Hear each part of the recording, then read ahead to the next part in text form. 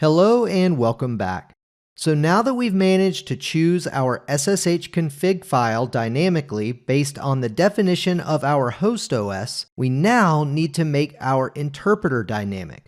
Unfortunately, this isn't as easy as interpolation syntax replacement, so we need to look at a better way. In this lesson, we're going to utilize conditional expressions to choose the interpreter we need dynamically based on the definition of the host OS variable. So let's get started. So as you know now, we are able to specify our host OS as a variable, which will then replace this and allow us to dynamically choose the SSH script that we use. Now we haven't applied this yet, but this works. So now let's see how to specify the interpreter appropriately, which again, our other interpreter, which you may have if you're on Mac OS or Linux, and that's bash, -c, just like so. So if we're on Windows, we need to use this one, and if we're on Linux or Mac OS, we need to use this one here. So let's see how we can do that. So if we take a look in the docs, you can see essentially what we want is a condition, true value or false value. It's essentially a ternary expression. So if we specify a variable, we then decide based on what that variable's definition is, whether it's going to be one item or a different item. And the second one is going to be the default. So let's just take a look at this in the console. And by console, I mean Terraform console. This is going to be a lot easier than trying to dig through and explain by dragging the mouse around on some documentation. So let's just say var.host_os equals two equal signs there, Windows, which it does for me, and of course if you're on Mac OS or Linux, use Linux there. We use our question mark. We're going to say PowerShell or bash, just like so. Let's go ahead and hit enter. All right, since our host OS is set to Windows, it's reporting PowerShell. So now let's see what happens if we need to choose between these two. So all we need to do is var.host_os equals Windows, choose between PowerShell command, just like so, or bash-c. And if we hit enter, as you can see, it reports PowerShell-command. Now, if you wanted to invert that, you could actually do a var.host_os. If it does not equal Windows, then return bash or return PowerShell.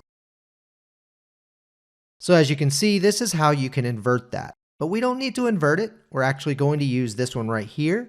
So go ahead and copy that because we're going to need it very soon. Let's head up to our interpreter and let's actually paste that in now, just like so. All right, let's save that. Let's exit out of here. And then let's run our Terraform plan. And remember, in my terraform.tf vars, I had my host OS defined there as Windows.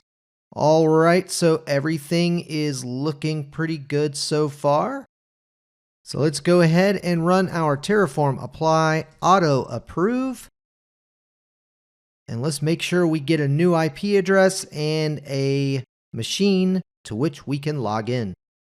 All right, all applied. As you can see, the public IP address actually did not get populated by the time this was done. I'm imagining that is some sort of a glitch here because it worked earlier. We've got our host IP address that actually shows up in our local exec provisioner here. So as you can see, everything looks like it went well, except for that one output. So let's go ahead. We can see this here, this IP. Let's run up to view and command palette. SSH connect to host. Scroll down to the bottom and, well, that worked perfectly fine. We've got our IP address there. Let's log into it. That is a Linux machine. Continue. All right, and we are in. So as usual, let's see if Docker version is good to go yet. Docker is installed. It went a lot faster this time, so that is awesome. We can then open a folder if we'd like. We can open our home directory. Just like so, trust folder and continue. Run a terminal, and now we have a full VS Code environment within our brand new virtual machine. So that is awesome. Could just go ahead and move that out of the way. Let's take a look here. And now that some time has passed, let's run Terraform apply refresh only. And let's see if we can get that output to work. Remember, this is a data source. And what that means is that it is reaching to the Azure API, and there's a good chance that that IP address just wasn't quite available within the API yet. So let's go ahead and run Terraform apply refresh only. And this is a great way to troubleshoot things like this because this type of stuff happens all the time.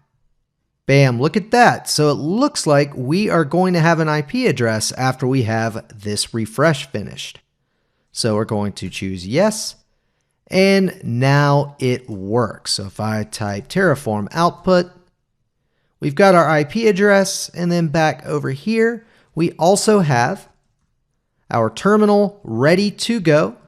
So now you have a reproducible development environment within Azure that you can deploy anytime you want, use for whatever you need, commit to a code repository or whatever, and destroy it. All right, so go ahead and you can close that. And if you are finished, run a Terraform destroy, auto approve, mark this lesson complete, and come on back to the next one so we can continue the course.